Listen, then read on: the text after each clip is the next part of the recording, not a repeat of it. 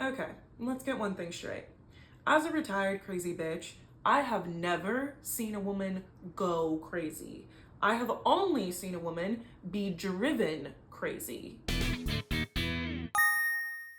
And even if someone's acting crazy, do they count as a crazy person if the craziness subsides after the situation passes? We're gonna pick that apart a little bit while we recap the movie Send Help with Rachel McAdams and Dylan O'Brien. And if we're being honest, like between us, I think everybody would go crazy for Dylan O'Brien. Ugh, spoilers. Obviously, if you want to know what I'm watching, when I'm watching it, and how I felt about it, you can check out my letterbox or you can wait for your weekly updates. I loved Send Help. I thought it was very fun. And I do think Rachel McAdams' character was crazy. But she wouldn't have been if they had fucked. I feel like everything she did leading up to the final confrontation in the house was completely justified. Was she annoying? I mean, I don't really think so. I think she was just like a very anxious, people pleasing type of character. And she had that like slight edge to her that makes it, you know, when you meet someone who's a people pleaser, but they're kind of edgy, like just a little bit, not like outwardly, like it's not like she was goth, but like, I don't know, she had a little bit of oomph to her.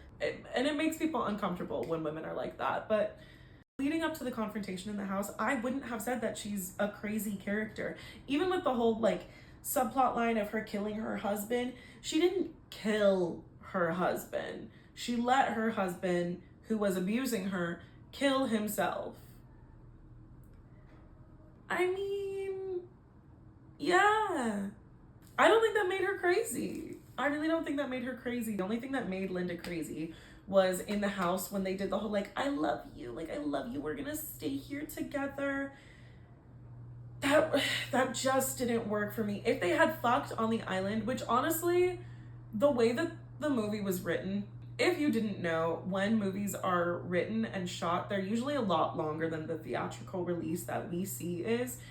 And because of the way that these characters interacted with each other beyond a certain point in the movie, if I had to guess, there was a scene where they fucked on the island, probably after the like scare at the cliff. But I do think that in the original script they fucked because that is the only way that like I love you interaction would have made any sense to me, and it would have added another layer of clarity for her like killing his girlfriend and like all of that, because the way that I interpreted that, because they didn't fuck and they don't fuck, is that she was doing that because she thought they needed to stay on the island so he would become a good person. If anything, I thought she was a lot more maternal for him. So the whole I love you thing at the end just kind of threw me because they built the sexual tension, but since they didn't have sex, I assumed that it wasn't sexual tension. Like they just had feelings for each other in like a fondness kind of way. But they did, but I was waiting the whole time for them to fuck, and then they didn't, and they don't.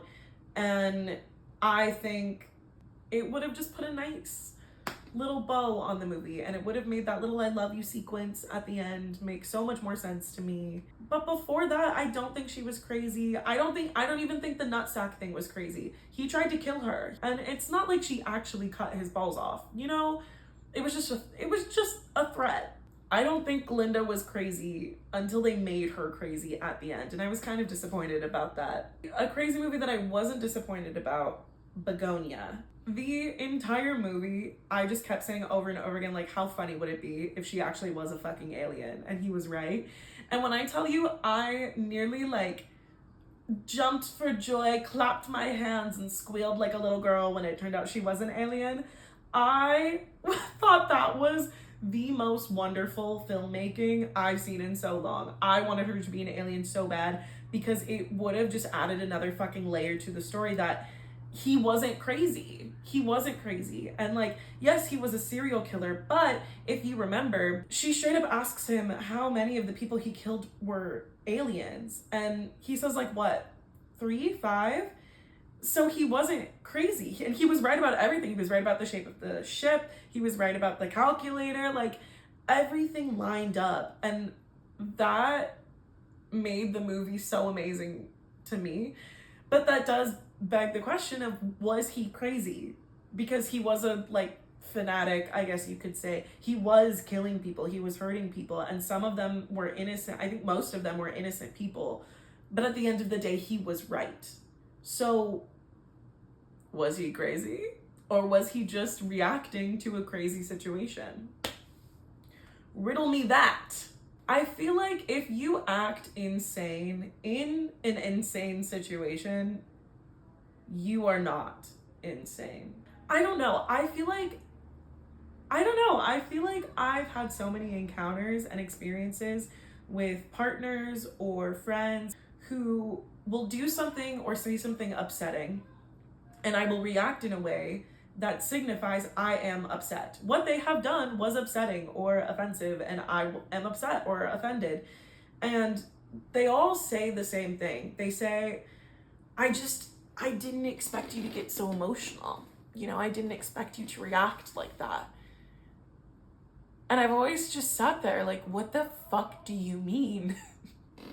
Like, you just did something crazy, or you just said something crazy or upsetting. Obviously, I'm gonna have a reaction to that. In the spirit of that, for our last segment in the show, we're gonna play a little game called I'm Not Crazy, right? Where I am going to tell you a few things that I have done, a few reactions that I have had, and you can tell me if I was the crazy one. Pass your own judgment on me. Why not? All right. Some things I did when I was in my crazy bitch era.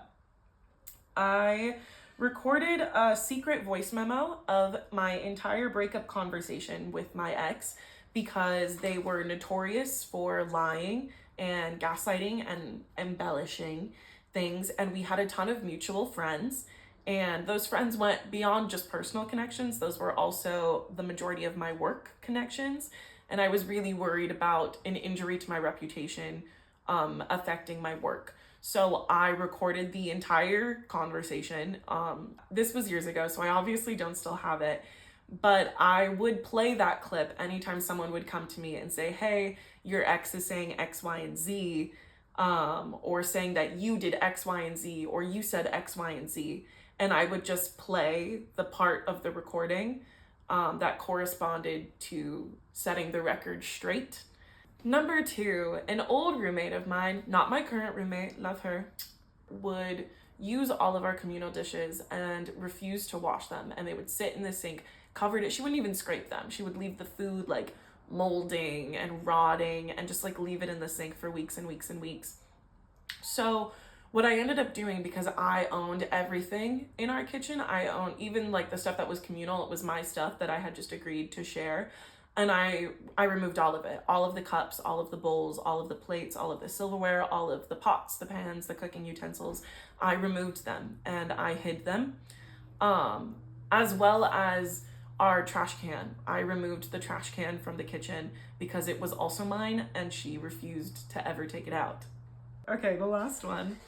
I had an ex who I could not get to leave me alone.